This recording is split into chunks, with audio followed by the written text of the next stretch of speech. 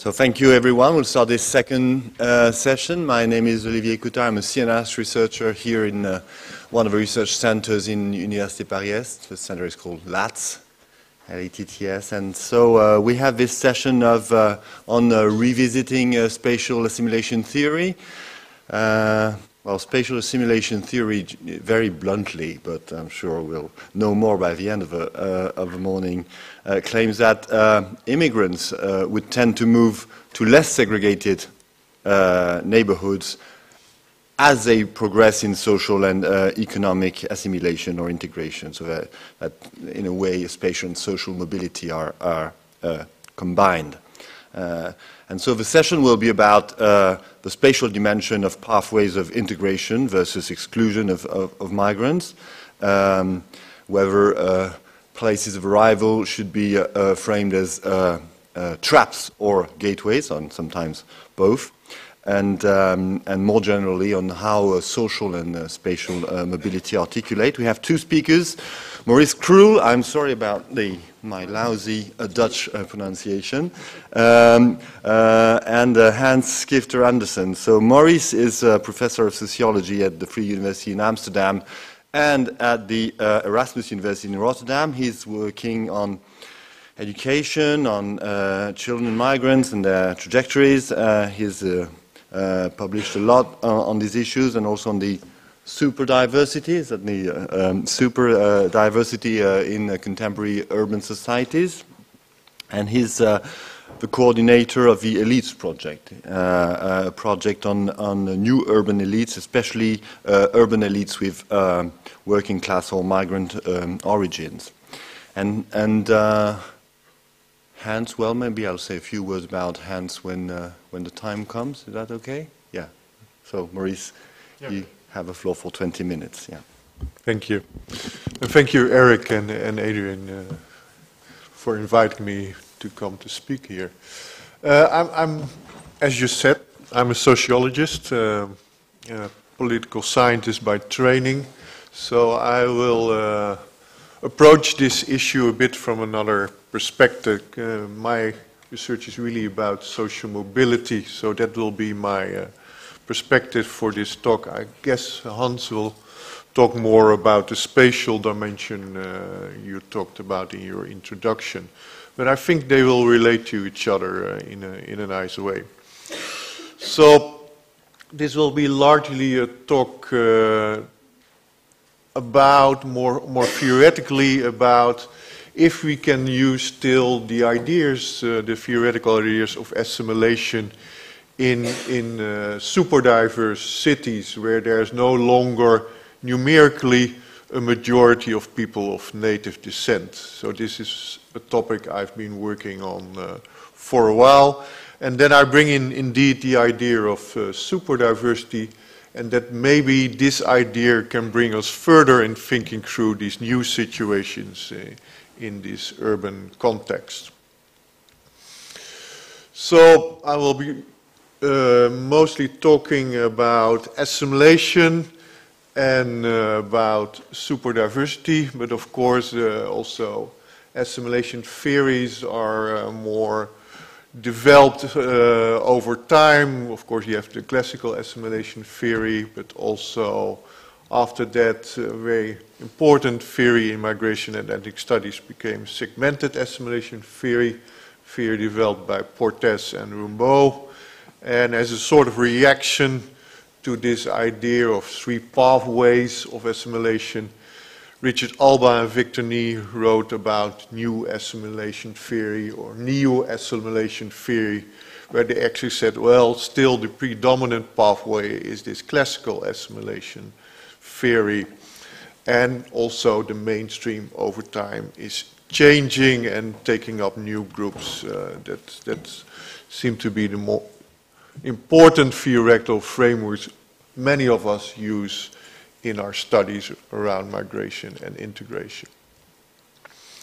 So I want to contrast this with the idea of superdiversity as it was first developed, of course, by Steve Wertewig, the American sociologist that now works in Germany in the Max Planck Institute. But I had developed it also myself a bit further. So what I take as a starting point is that there is this new reality in a lot of the American and European large cities. And first of all, you see a development, not only this is true for a lot of American cities like Los Angeles or New York or Toronto, but also more and more you see the realities in northern Western European cities that the group of native descent, so the Dutch people, for instance, in cities like Amsterdam or Rotterdam, are becoming a numerical minority in these cities. And I use this American term, majority-minority cities, so actually all the ethnic groups in the cities, including those of native descent, have become a minority. And furthermore, superdiversity theory also stresses this idea of diversification of diversity. So over time you see more and more immigrant groups coming to big cities. City of Amsterdam, my own city, harbors 180 different nationalities. So there's a more and more diversification of immigrant groups and generations over time, also first, second and third generation, and also within group differences, within migrant groups, there is increasing diversification. So assimilation theory sort of states in general, I mean these generalizations of course, is that the socio-economic gap between migrants and mainstream populations becomes smaller over time, and this is an important factor in most of the assimilation theories. And also the second and third generation is becoming more similar in terms of values and practices to the mainstream population over time. And at the city level, society is becoming more homogeneous over time because more people enter the mainstream, and this is of course an essential point of Richard Alba in his book, Blurring the Color Line. Superdiversity theory, on the other hand, has more focus on socio-economic within group differences. This is what is called diversification of diversity. And it also shows that socio-economic differences grow across generations. And also within group differences in value systems are more acknowledged and also grow over time. And at the city level, societies are becoming more diverse, not more homogeneous over time. Therefore, the mainstream is losing its strong assimilation pressure on new migrants. So I will show now some of the empirical work I did on these questions to show why I think some of the issues assimilation theory has been pushing in the last decades maybe no longer are valid in terms of explaining things that are happening in big cities nowadays. And I will do that based mostly on the Thai survey. This is a survey we've done on the second generation in Europe. In total almost interviewed 10,000 people, but I will concentrate on the city of Amsterdam. So when we look now at this first important topic, social mobility, assimilation theory more or less shows that you, of course, have the first generation of immigrants.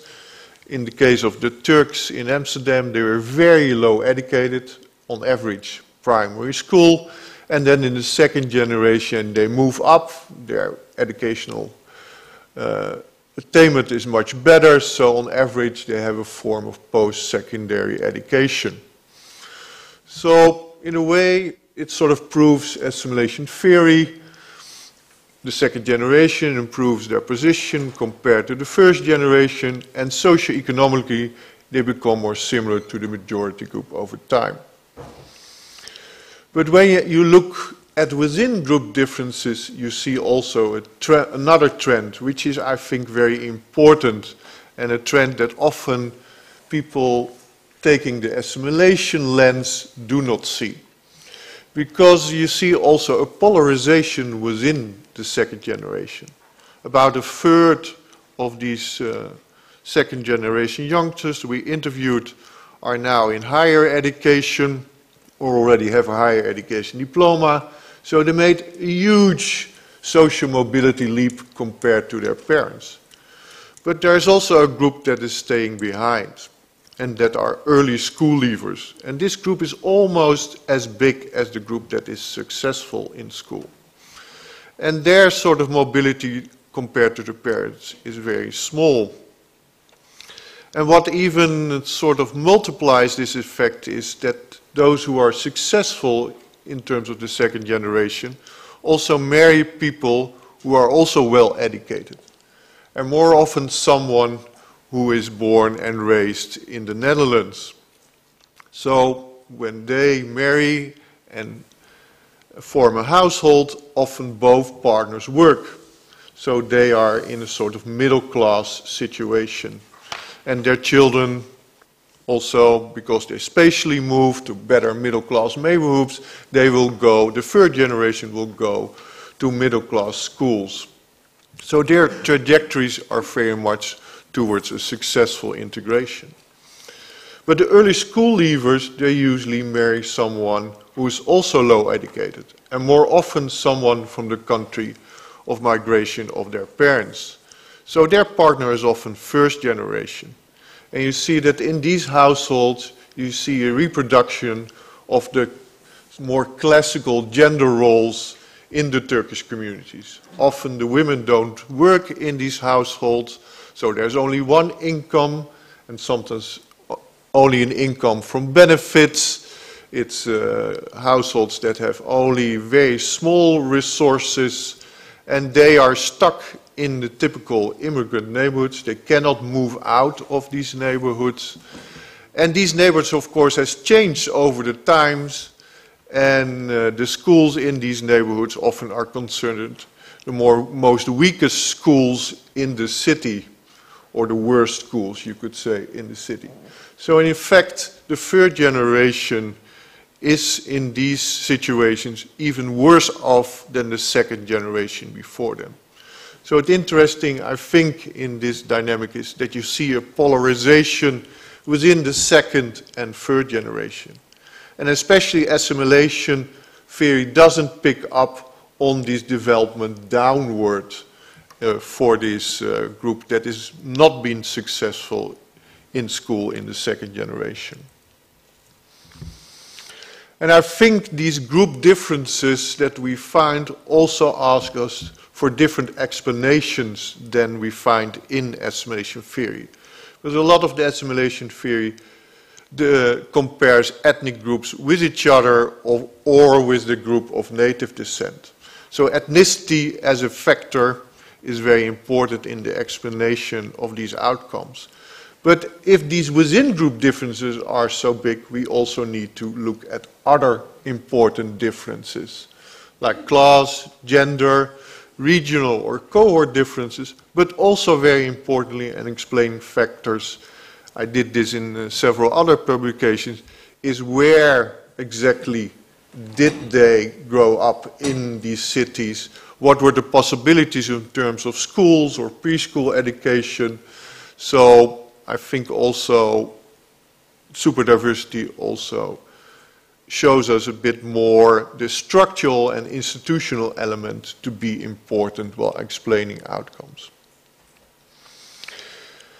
Now another part, of course, of assimilation theory is that over time, not only socioeconomically groups will do better, but they will also become more similar over time towards the native group.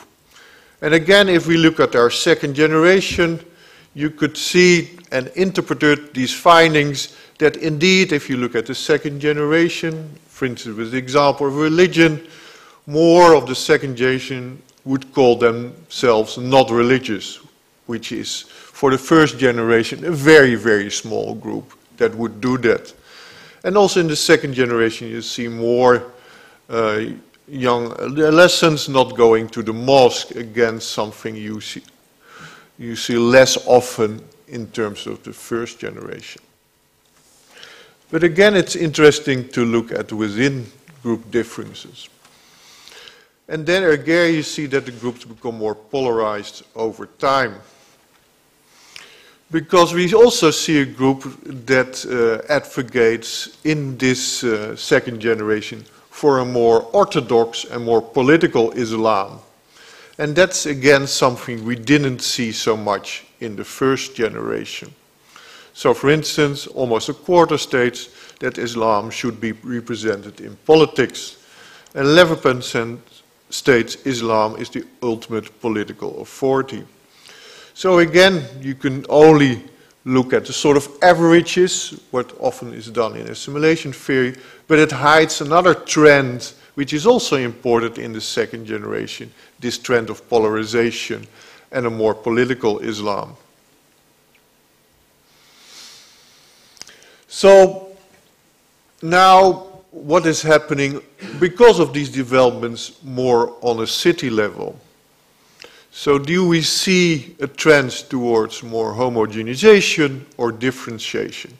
And what happens to the leverage of the mainstream to force assimilation with the increased diversity at the city and neighborhood level? So this is the population of the city of Amsterdam nowadays. Half of the population is still of Dutch descent, and the other half is a huge variety of groups. Among them are the four sort of older immigrant groups in the Netherlands, those of Turkish and Moroccan descent, labor migrants, and the two groups from the former colonies, from the Antillians and from Suriname.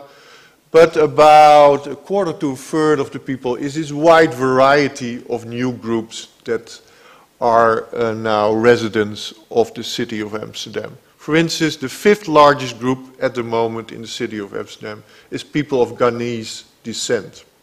So they came usually in the early 90s, another wave of migration after the those who came as labor migrants in the 70s, 80s, but also increasingly group from Eastern Europe, from countries like Poland and Romania, but also the expats we talked before about, and increasingly in the last years also people from Spain and Italy, young people indeed, that came to Amsterdam.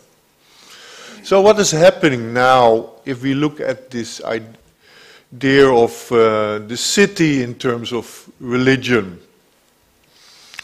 So when we look at the second generation of Turkish descent, 84% says they are religious.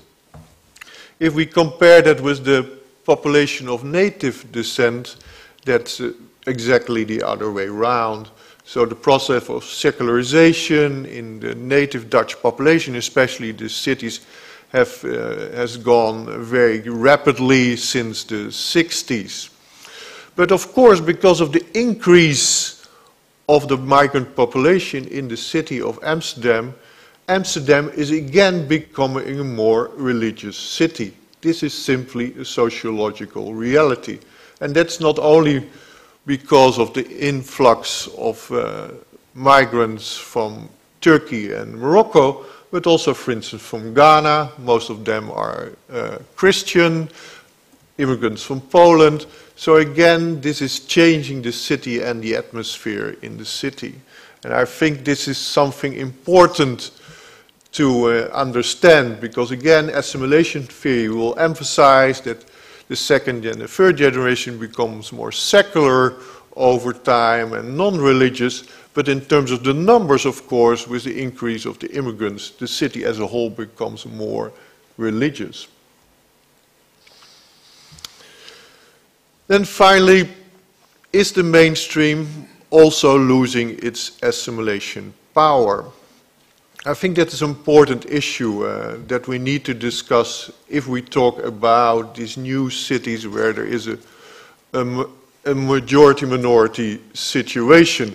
Because, of course, the classical idea of assimilation was that there is a huge group of native descent, there are smaller immigrant groups, and over time, of course, these smaller groups adapt to this much bigger group of native descent because they are in contact with them and they will take over their norms and values and ideas over time.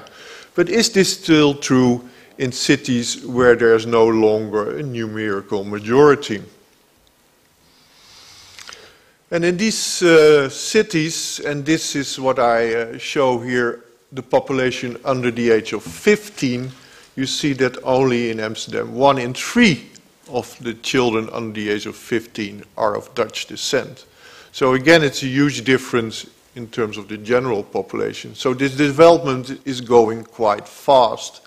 So the people of native descent, especially the young people, are a shrinking population in the city. And this is, of course, also something I think my Danish colleague will talk about. You see also a lot of self-segregation of this group in the city, both in terms where they want to live, the white native Dutch people, but also, for instance, where they want their children to go to school. And this, of course, makes these groups less and less interact with each other. So the physical proximity, in a way, is decreasing, and therefore also this whole idea of assimilation by being proximate to each other and taking over norms and values, the question if that's still taking place in these cities. And part of it, of course, is also what we see across Europe, but also in the US, that we see a pushback against immigrants, and we see that the native white group is drawing more and more bright boundaries between themselves and immigrant groups.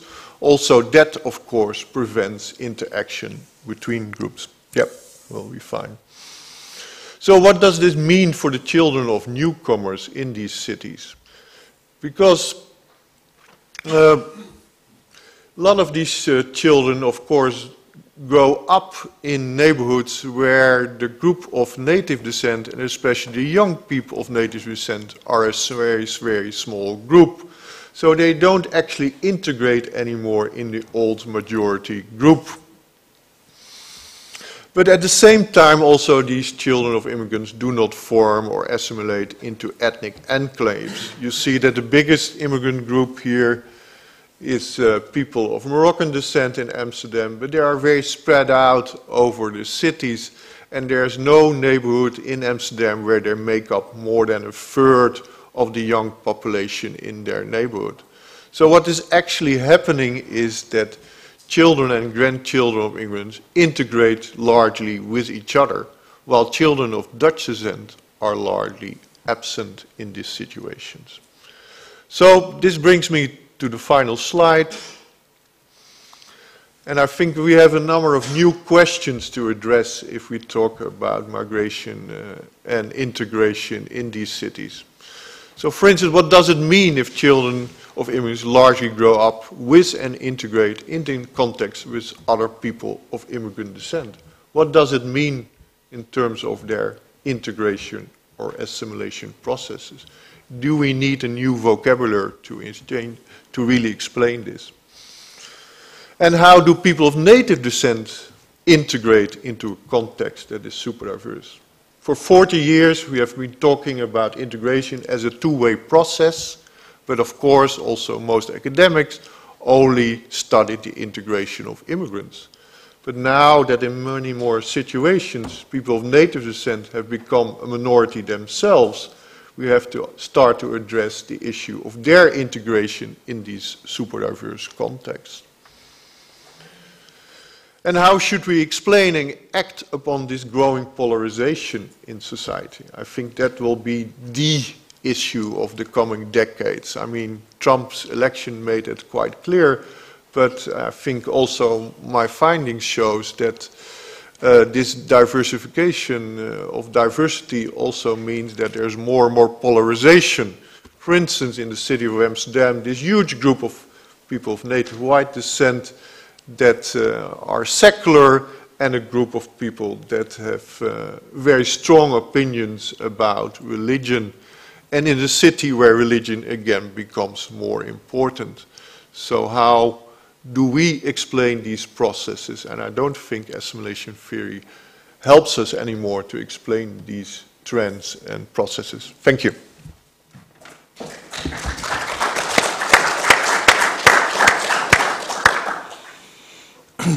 Thank you very much. Certainly very up-to-date issues that we have to tackle as researchers and as citizens as well.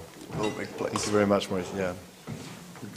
So our next speaker is Hans Skifter Andersen. Hans is a adjunct professor in architecture and urban planning at Aalborg University in Denmark, and Hans has extensively published on ethnic minorities, urban neighborhoods, and the issues of spatial assimilation. So we'll have another perspective on the assimilation of migrant groups in European cities.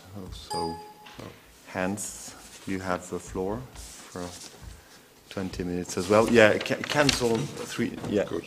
After a dozen times it does work. Great. Okay, thank you very much for being invited to this interesting seminar. The subject of my presentation is the causes of spatial segregation of immigrants and ethnic minorities in cities. And amongst others, I will discuss the so-called spatial assimilation theory, if this is valid in Europe. My background is that I have done research about how ethnic minorities are settled in cities for the last 10 years. And I've been part of a large project called the NOTES project, which was financed by the North Face Research Program. It was researchers from the 4 Nordic countries.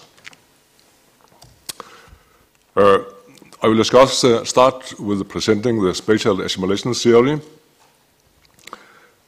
which claims that immigrants' choice of location and their segregation from the native majority will change over time from their immigration. I will discuss the assumptions for this theory and refer some of the conclusions from the literature on the validity of this theory in the United States and in Denmark. Thereafter, I will give a more general overview of what has been identified as main causes of ethnic segregation, and discuss these causes more in details.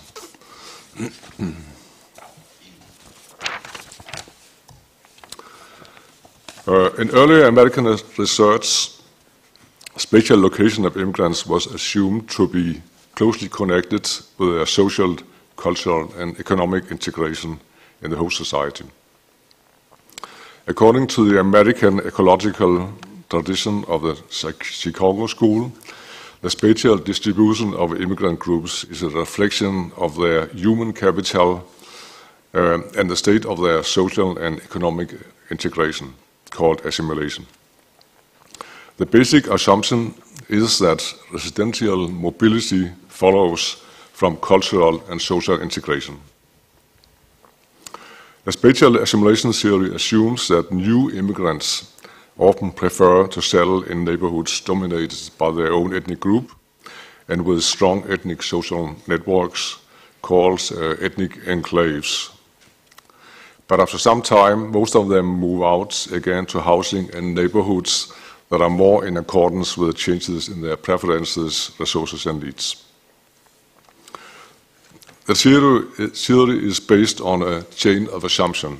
Firstly, it is assumed that newly arrived and less integrated or assimilated immigrants prefer to settle in neighborhoods with ethnic enclaves. Secondly, it is a premise that immigrants over time assimilate in the host country, which improves their financial situation and to a greater extent make them share fundamental norms and values of the native population. Thirdly, it's believed that the changes in integration influence their preferences for living in enclaves. Finally, it is expected that these new preferences will result in mobility away from ethnic neighborhoods. All of these assumptions can be questioned. There's much evidence that immigrants tend to cluster in specific neighborhoods in European cities, but there's disagreement about to what extent this is caused by immigrants having special preferences for places where to live or for other reasons. Some researchers have questioned whether preferences for enclaves are important for immigrants' housing choice in Europe, compared with many other factors. The second assumption, that immigrants over time get integrated in the host country, has also been disputed, as Maurice showed us in the last presentation. The last two presumptions, that increased integration assimilation in the host country will weaken immigrants' preferences for living in enclaves, and that these changes will result in moves away from ethnic neighborhoods, has also been questioned in the literature. Some argue that the access to an ethnic network and resources combined with mobility possibilities inside enclaves will motivate ethnic minority households to make their housing career inside the same neighborhood. So competing with a spatial assimilation theory are something called the ethnic resources theory or the cultural preference theory. They both assume that the advantages for ethnic minorities to live in neighborhoods with a strong ethnic network are so important that they exceed the benefits by spatial assimilation.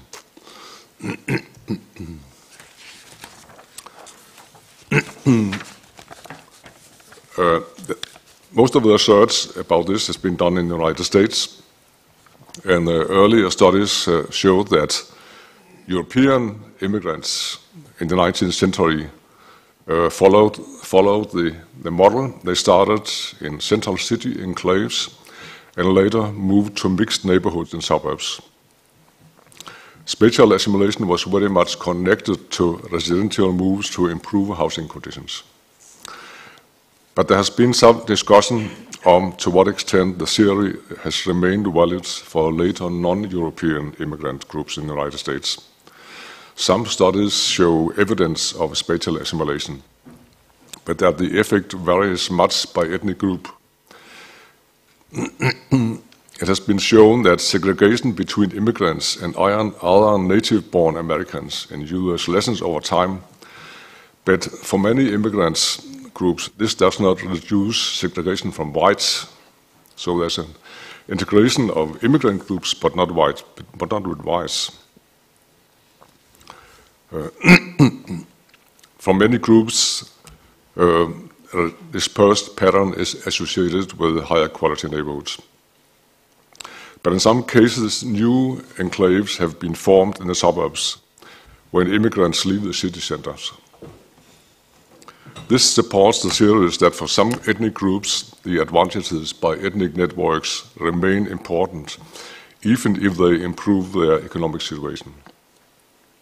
This kind of behavior was found in a Canadian study, which showed a persisting clustering in the suburbs among more economical integrated members of the same immigrant groups.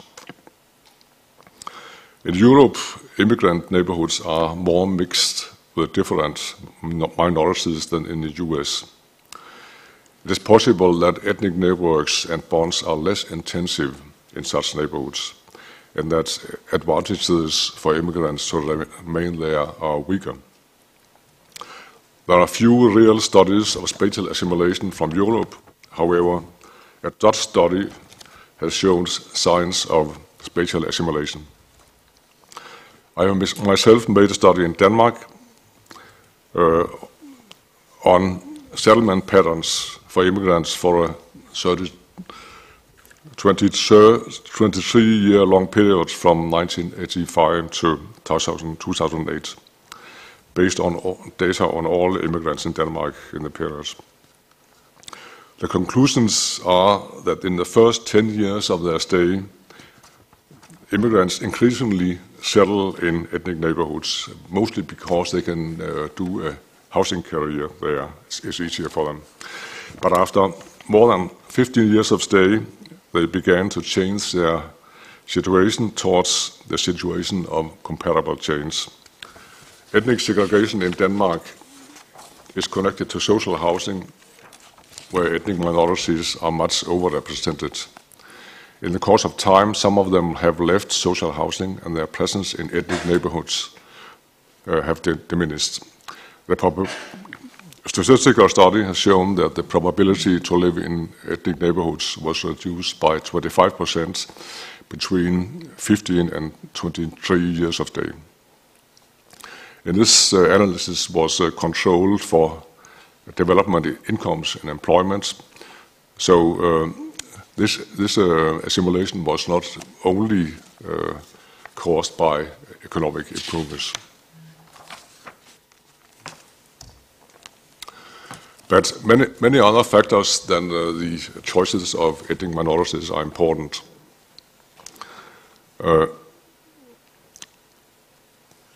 In principle, 4 different kinds of explanations have been put forward for ethnic segregation. The first emphasizes, like the spatial assimilation theory, that especially newly arrived immigrants have special preferences for living in ethnic neighborhoods. The second framework is linked to the behavior of the native population. To what extent do natives avoid neighborhoods with high concentrations of ethnic minorities? The third and fourth frameworks are connected to the restraints and options which ethnic minorities may face in the housing market and the location of housing in the city. Sometimes such explanations are called the stratification framework. The third framework concerns constraints on the housing market which immigrants might encounter in their efforts to find a home.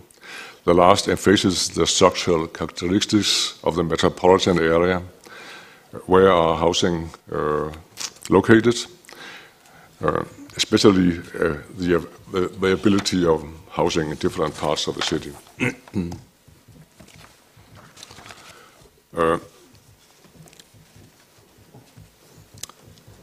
In the first place, it has been shown that ethnic minorities' choice of housing is likely to be influenced by that they have much stronger preferences for rented housing. Research has shown that immigrants have a much lower propensity to move into home ownership than natives, also when controlling for background variables such as employment, income, education, age, and family situation.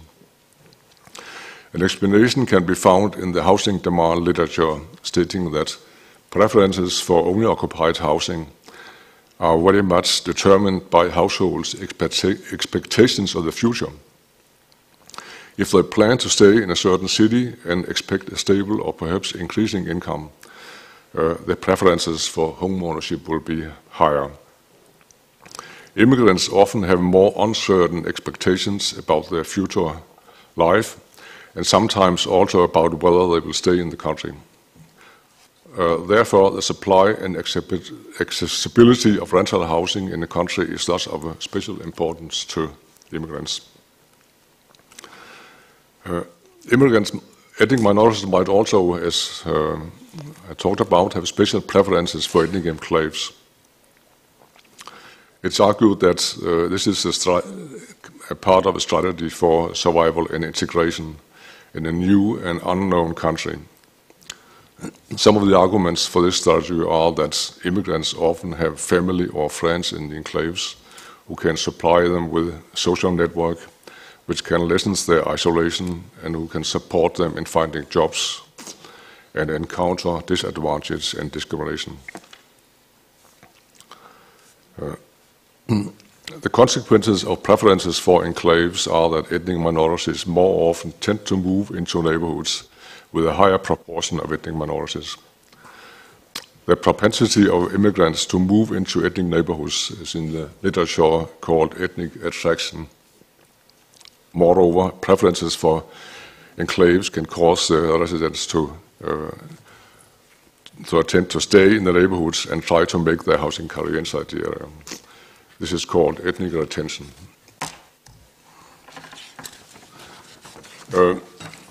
I made a survey in Denmark about immigrants' preferences for location. And there was some questions about. There was also some questions in the survey that could shed light on their social and economic integration. It was questions on their work activity, their social connection to Danes, and on their knowledge of the Danish language. These data were used to construct an index of integration. Moreover, data on their education and income were used to construct an index on their resources. In the table is shown answers to the question, how close do you want to live to your family in France? About 30% wanted to live in a walking distance or closer. It is seen that there's a strong connection between the answers and the measures of integration and resources. Those who put weight on staying close to their network had much lower indices of integration and resources. Another question was about the preferred ethnic composition of the neighborhood. About 35% preferred to live in neighborhoods with about half or more ethnic minorities. Also here is a connection between preferences for ethnic neighborhoods and the indices of resources and integration. Those who prefer ethnic neighborhoods are less integrated and have fewer resources than those who do not.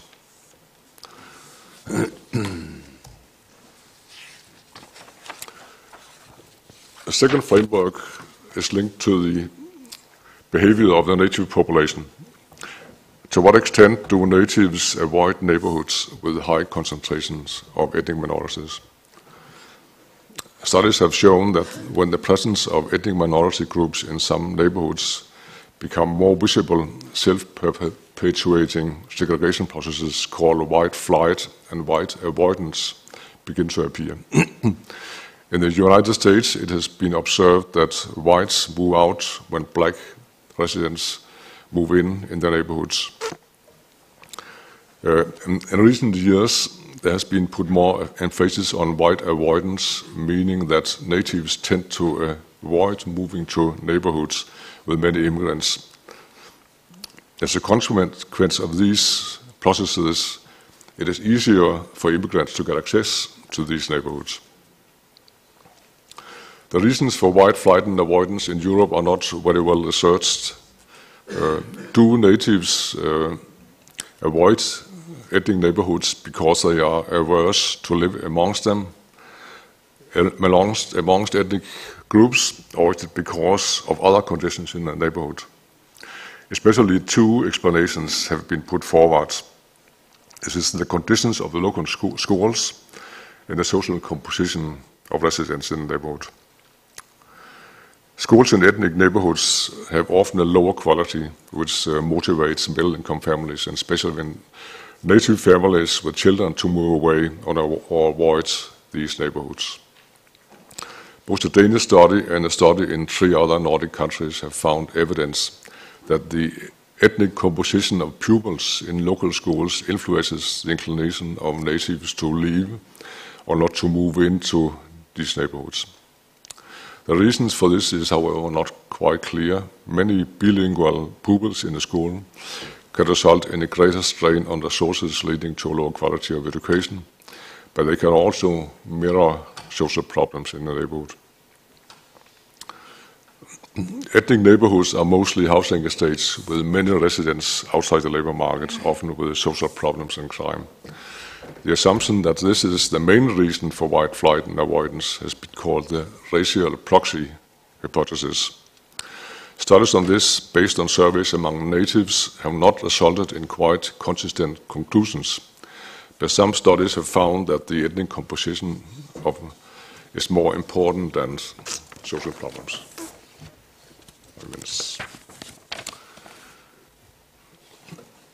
I don't drop this.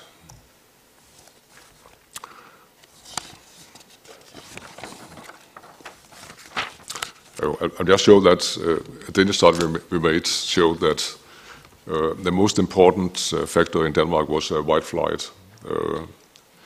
This was a study that calculated changes between an expected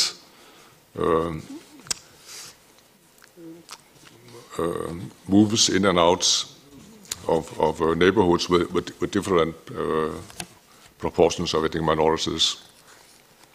And it showed that white flight was very important because when immigrants not move in, when Danes not move in, immigrants are filling the gaps. It also showed that ethnic minorities do not stay longer in these neighborhoods than they do in other neighborhoods.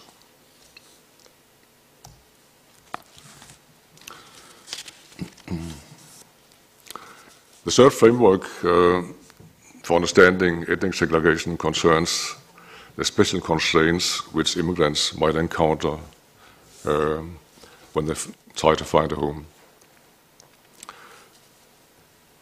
Some studies explain the housing situation of ethnic minorities primarily by their lack of resources, not only economic resources, but also because it's more difficult for them to manage on the housing market. Other studies have revealed discrimination in the housing market, especially among private landlords, and also among banks who will not provide capital for buying a house. A key concept in understanding the role of housing is what's called segmentation of housing markets. Housing supply is divided into different housing tenures, which have different qualities and conditions for access. In a highly socially or ethnically segmented housing market, conditions for access to different tenures differ very much for different social or ethnic groups, which results in an uneven distribution of groups across housing tenures.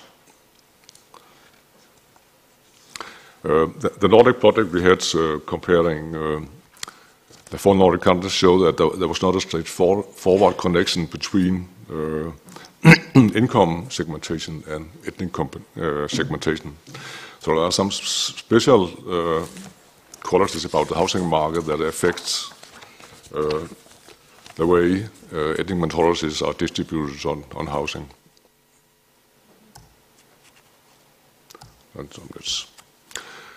What's also important here is when you have a segmented housing market, how are housing located in the city?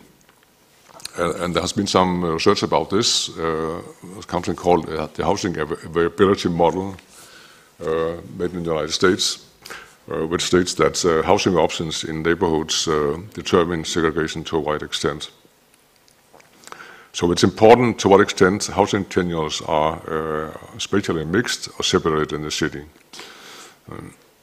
And this is influenced by how housing markets has been made and the way local politics and national politics influence on the way housing is situated. Someone has formulated what's called the social housing hypothesis, that it is social housing that is the main cause of the problems, because immigrants are often located in social housing, and social housing are erected in big estates outside the city centers in the suburbs.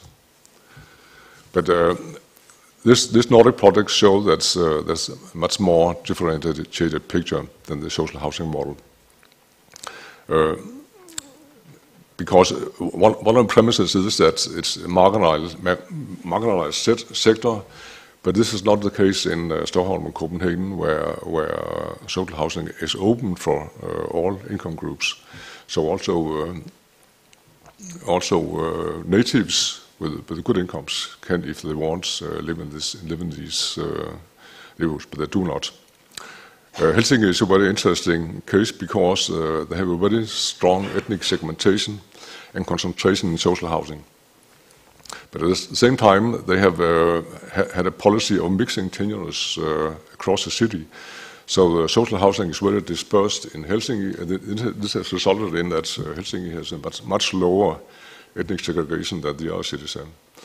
And in Oslo, they have very little social housing, but they have a lot of segregation, ethnic segregation. But this has appeared in another kind of tenure, namely cooperative housing. So you can't say that it's only social housing that has resulted in. I'm finished now. So one said that the spatial assimilation model is primarily based on preferences and choices among immigrants, which are assumed to change with social, cultural, and economic integration. But there's a lot of other factors, and as I have talked about, which might influence the location of immigrants, and these factors are differing very much from country to country, but from city to city. It is to be expected that integration and change preferences are very dependent on both ethnic origin and on the social and cultural context in the new country, among others, what the natives in the city they are going to do. So, immigrants' housing and neighborhoods options are determined by the attitude towards ethnic minorities among the nation majority, and to what extent do they want to avoid living close to them. On the options for ethnic minorities in the housing market and about the structure of the housing in cities. So spatial assimilation might have some importance, but not a decisive one. Thank you.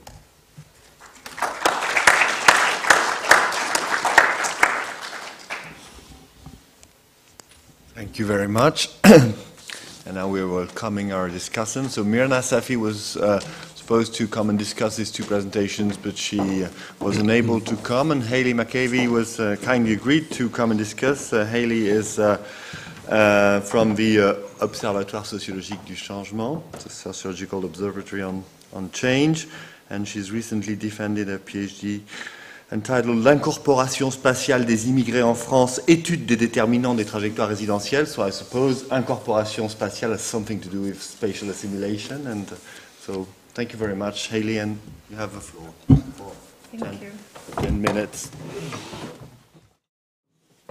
So good morning, and thank you very much for the invitation. Thank you both for your very interesting presentations. So we have two sets of papers here. One on the intergenerational social mobility of immigrants, looking at education, but also cultural acculturation, cultural integration, in context of super diverse European cities. And then we have another set of papers that deals with migrant spatial assimilation and the types of mechanisms involved regarding residential mobility, for instance, and housing markets. So both of these papers actually, as the title of our section suggests, they challenge the traditional assimilation framework in a number of ways. I'm going to draw attention to two of them, and then I want to make some remarks and questions on each paper, and then try to bring both of them together to discuss how spatial and social mobility of immigrants are related. So one of the ways that the assimilation framework is challenged in these papers, I think, is with this idea of the problem of the majority.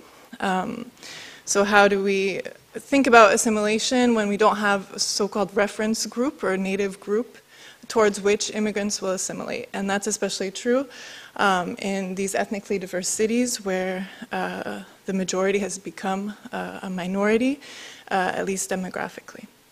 And then I think both of these presentations highlight something that's been revealed for a while now in assimilation theory, which is the absence of structural and contextual mechanisms within this process. So that can be a wide number of things, but what are sort of the contextual determinants of assimilation regarding housing markets, regarding urban planning, regarding schools, regarding the broader urban context or the broader regional context in which assimilation takes place.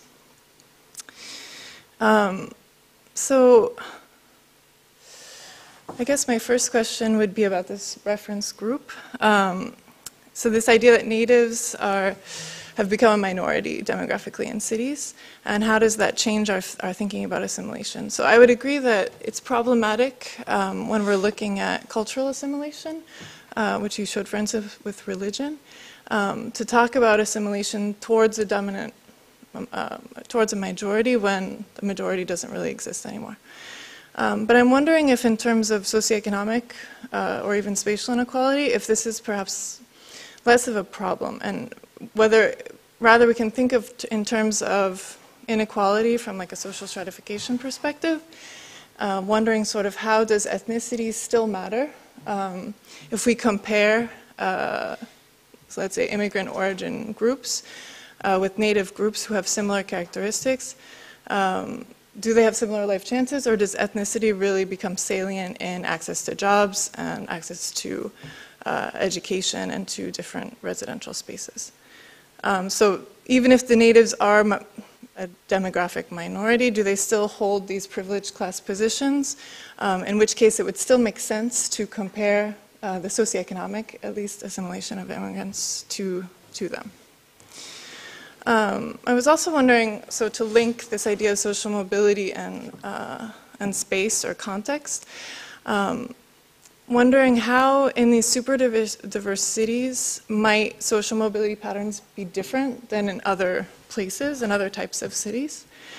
So there's a lot of research now coming out that shows that urban context matters a lot in social mobility patterns, in the intergenerational reproduction of inequality and so forth. There's the work of Chetty in the United States, who shows that sort of the risk of reproducing disadvantaged social positions of parents really varies enormously by regional and urban context in the United States.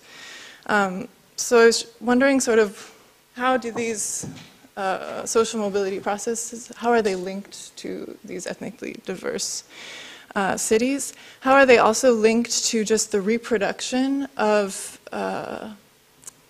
residential inequalities over time? So there's also recent research that's come out, notably Van Ham and his colleagues in the Netherlands, who looks at the intergenerational reproduction of neighborhood disadvantage. And so I was wondering if you see these patterns and think of how these patterns might be related to how they might be able to explain some of the polarized assimilation patterns that you find within the same ethnic group.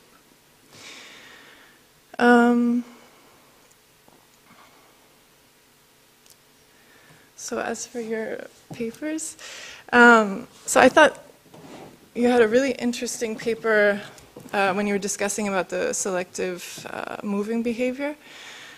First of all, I think that it's interesting the way that you present this because you have different approaches to spatial assimilation with multiple points of view. So residential mobility patterns that underlie segregation, also spatial assimilation of migrants based on length of stay, for instance, and also how the housing market sort of plays into all of that to reinforce these patterns of segregation.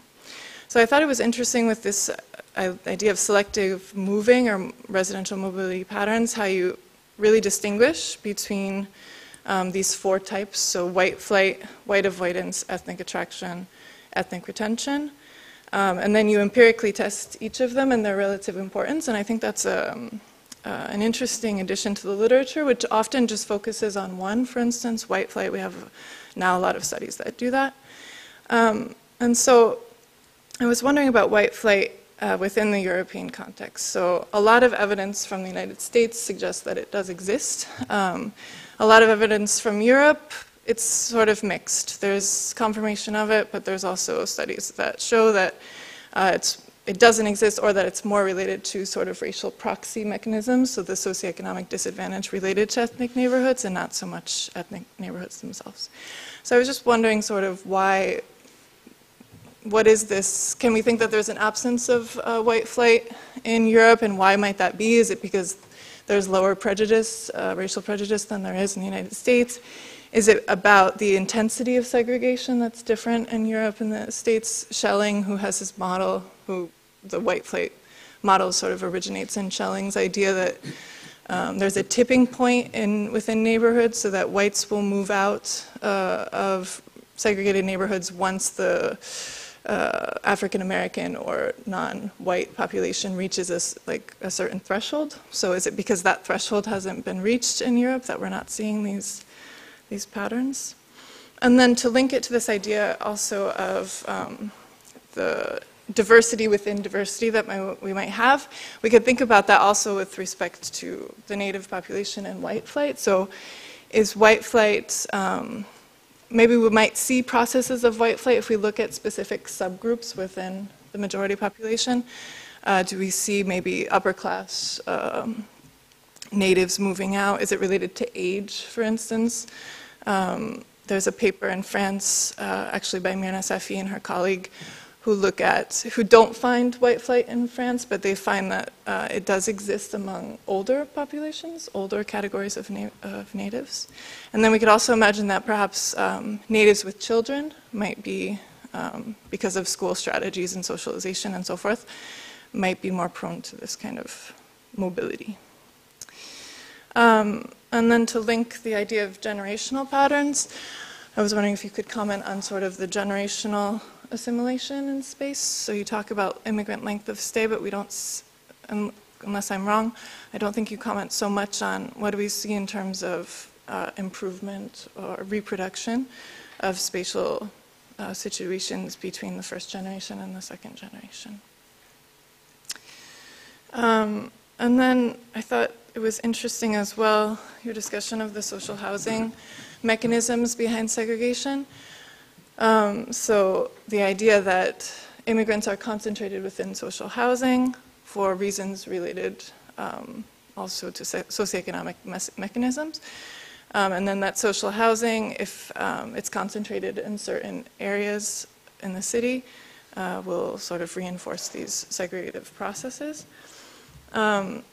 In France, there's a lot of research on this topic, notably by ethnographic researchers who look at discrimination within the public housing, the social housing sector itself, and that kind of plays out to, so in France, the social housing sector is very segmented itself, so you have sort of low quality social housing parts that are in poor neighborhoods, and then you can have sort of nicer ones that are in better neighborhoods. And so research has shown that immigrants actually non-European immigrants get pushed into the lower quality segments of the social housing sector. So really social housing in France plays a really specific role in that sense. I was wondering if you could comment on that for other countries. And then just more broadly, so how can we think of these social mobility patterns on the one hand and spatial assimilation on the other? Obviously, they're interconnected processes.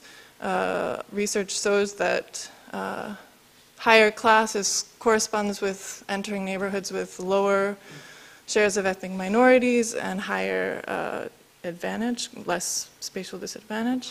At the same time, we're starting to see with neighborhood effects, the neighborhood effects literature, that space itself, context, spatial disadvantage has an effect on the ability of people to experience social mobility, upward social mobility. So I think the more that we'll have research, empirical research on this topic, it's really an interesting avenue of exploration.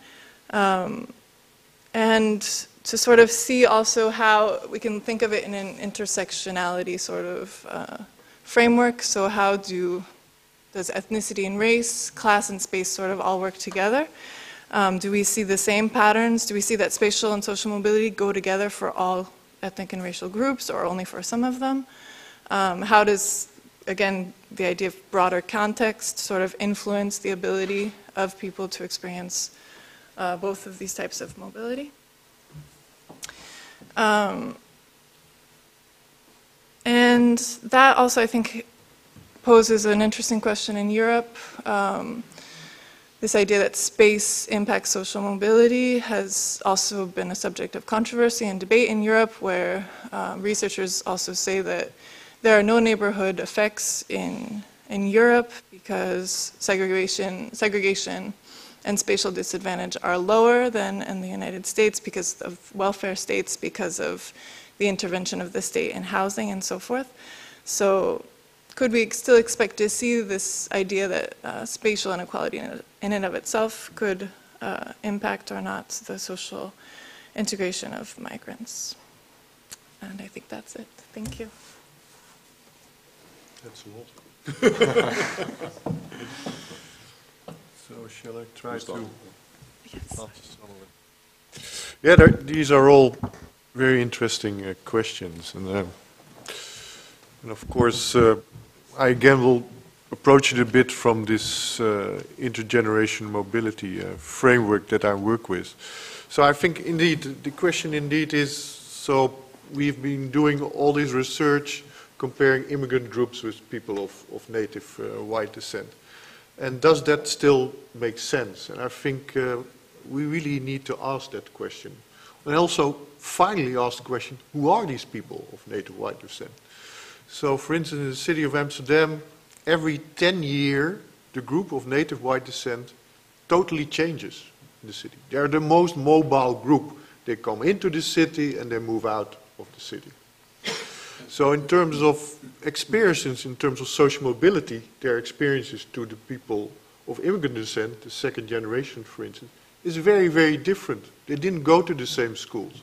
They went to schools outside of the city. They came to the city when they started studying higher education or they found a job in the city. So there already, I think if you think about comparing this group, you have to have this in mind. Then the people of, so the most closest group to compare is the native white people that lived in these poor neighborhoods, where the second generation also grew up partly. But then, of course, if you look at social mobility, the children of immigrants usually are more mobile than those people of native white descent in these neighborhoods. So how would you call that? That they're over-integrated? Or, I mean, we have to find ways to talk about these issues that I think assimilation theory doesn't really provide to us. And then you see this huge bifurcation within the group, this polarization in the second generation, that really makes you wonder, is the ethnic lens still the important explaining factor? If this group is doing so much better than that group, do we explain these outcomes because of the ethnic background? Because then these differences shouldn't be that big.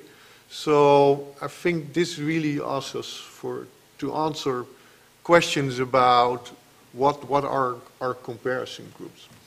Another example, of course, is social contact.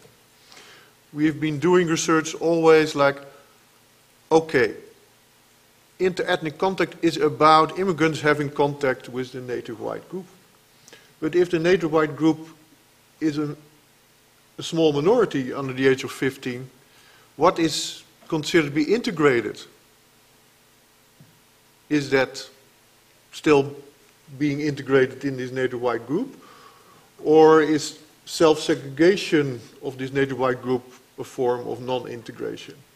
While all the other groups seem to integrate very well with each other. But we still keep on using these indexes as if this is what is still the reality in the cities. But it's not anymore the reality in the cities. So we have to rethink how we measure these issues because we are confronted with other dynamics. So I think one of my main issues in my work is indeed that the local context is important. And especially, and maybe that's a bit different than most of the audience here thinks about neighborhoods and housing. My angle to it has always been education and schooling. And what we see to explain this polarization within the second generation is really about the quality of schools, which is of course connected sometimes to the neighborhood. It's about segregation in schools. Again, that's connected to housing. But it's also the availability of preschool facilities in a neighborhood that are affordable. That's often by chance. But it makes children enter elementary school already knowing the Dutch language because they went to preschool. That made a huge difference in our outcomes. So I think we need to be taking much more attention to this combination of housing and schooling and how that creates different trajectories of social mobility. And then the issue of white flight, that's an interesting issue too. I've been looking into this issue also for the Amsterdam case, and also looking at in which neighborhoods there is actually the most conflict. And it was interesting to see, because there was a huge survey done in 25 neighborhoods in Amsterdam, and the most sort of conflicts between ethnic groups were not found in the working class neighborhoods. It were very diverse, and they were gentrifying. So actually the new population coming into these neighborhoods were native white people that actually came to the neighborhood because they wanted to live in a diverse neighborhood. The biggest conflicts were in the sort of, they were not really suburban neighborhoods, but close to the city center, new neighborhoods, middle-class neighborhoods. And there the second generation moved in to these neighborhoods. And a lot of the native white people wanted to come to this neighborhood to avoid the diversity in their old neighborhoods. So they were expecting to find a homogeneous native white neighborhood in this middle-class neighborhood. And then they found the second generation that could afford to live in these neighborhoods and also bought houses in the neighborhoods. And that therefore these conflicts arise because, and of course this second generation, very mobile, didn't accept the negative attitudes of these native white people towards them. And they were very vocal. So there the conflicts became more fierce. So again, we have to, because of the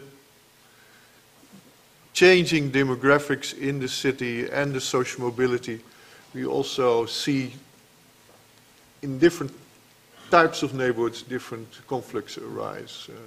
And we have to start thinking about these issues and not only look at the typical segregated neighborhood, which was often the focus of much of the research. I think we also have to look at these middle-class neighborhoods and see what is happening there. But thank you, they were very good questions. Okay, I think the story of Copenhagen is quite different from Amsterdam. The city of Copenhagen, which is about half of the urban area, has been very much gentrified. So Danes are moving in and they're pushing immigrants out to the suburbs. But perhaps it's the same in Amsterdam. In these neighborhoods, 60 to 70% of the housing is still social housing. Okay, So okay, yes, that's right. Then you asked about if we white flight and avoidance, if this is common in Europe, and I think it's very common. We have only, I only noted about stories from the Nordic countries, but they show very clear that there are very strong processes there, and the strongest process is white avoidance.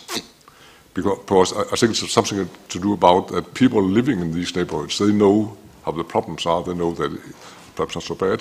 So white flight is not very strong. There's some white flight, but the strong factor is white avoidance, that natives, they avoid to move to neighborhoods where there are a lot of immigrants. And of course, part of it is because of social problems and crime you hear about. But studies have also shown that both surveys and statistical studies that white avoidance is very common among natives in the Nordic countries, and also that some of the reasons are the schools and the status of these neighborhoods. That it's low status neighborhoods. You have to explain to your friends, why do you move to these neighborhoods? This is the bad place to end.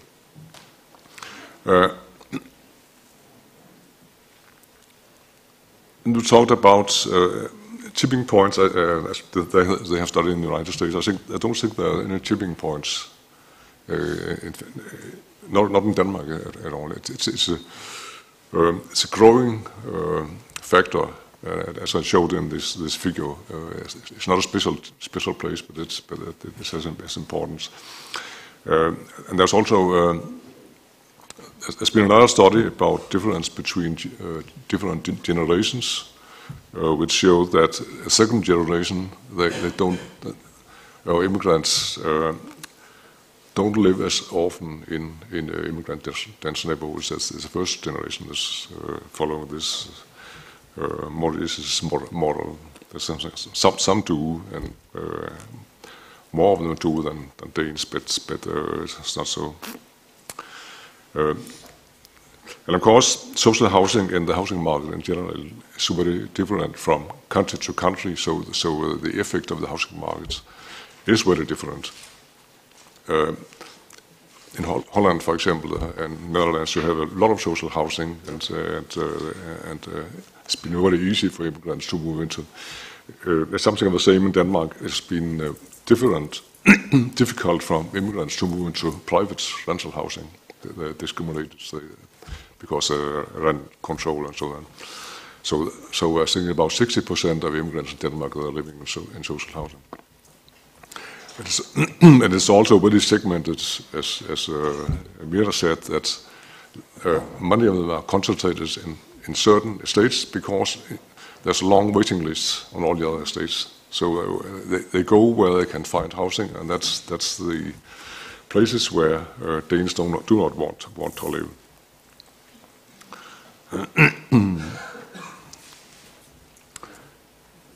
Okay, I think we'll stop here. Thank you very much for detailed comments and responses. We have, well, we don't, but we'll take a few minutes for maybe quick and pressing questions and quick answers before lunch, because we're already slightly behind schedule. Nothing outrageous for French standards, but still. Hi there, thank you very much. I was just thinking, I was listening particularly to Maurice's paper about assimilation and drawing out from that your sense that assimilation isn't fit for purpose as a concept, which I find slightly unsurprising given that it's a term, along with integration, that's derived from policy agendas, not from the lived experiences of the people that you're working with. I think this is what you were kind of implying in some ways. So my question really was, what's the alternative? How might we reimagine this discussion about the superdiversity that allows for some of those conversations to continue, but in a way that doesn't reduce it back down to that policy context? Thank you. Thank you. Yeah, maybe a few questions and joint answers. Thank you. I have two questions, and I will be very brief. Maurice, I very much like your take on how numbers influence the social processes. I'm sort of puzzled by the let me rephrase it. I was wondering to what extent power plays a role. Because what you see, despite the fact that in Amsterdam there is a substantial social housing sector, middle-class people are moving in, and they tend to be more vocal, they tend to have more economic power. So just numbers would not be enough, but maybe you have some thoughts about it. Then to Hans, how about time? We're talking about processes that develop very slowly. You refer to permanent enclaves in the US, but how permanent is permanent? So maybe you could say a bit about the time span in which these processes develop. Thank you. Any other question, comment at this stage? Okay, so, gentlemen, please. turns out is, of course, there's a lot of migration in and out of these immigrant neighborhoods. And people move out when they get more money, they want to have better houses and so on. But they are followed by new immigrants coming in. So the enclaves, and in fact, most of the immigrant-dense neighborhoods in Denmark were created in the 90s. We had a lot of refugees there, and there has been done a lot in Denmark to keep down this segregation. So this segregation was in fact created before the year 2000, and it has been steady since that. But if we're not talking about the same people then? No, it's not the same people. It's new people are coming, and other people are moving away. So in this way, it's going on. The interesting thing about the new enclaves in the suburbs in Canada is that they're created from nothing. People are moving out. Middle-class people are moving out. They're starting a new enclave in the suburbs, and it looks like that this is going on also. Perhaps people move in and out, but there will still be an enclave there.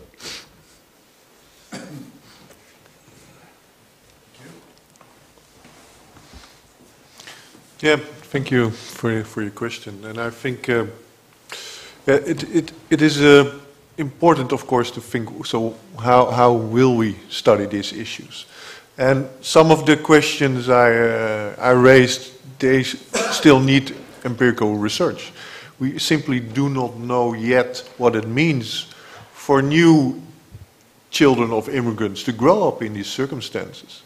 For instance, there's a lot of children of Polish migrants now in our cities. They grow up in neighborhoods and schools where there's 15 nationalities in the classroom.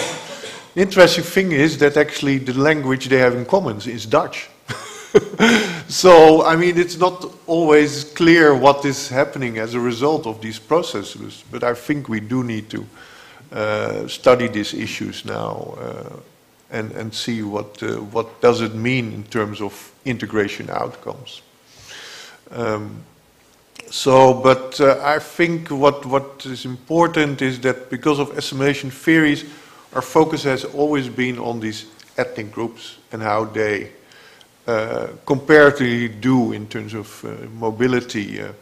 And I think what is an important issue of superdiversity theory is that we are moving away from this ethnic lens towards more other important factors. And that could be the spatial factors, it could be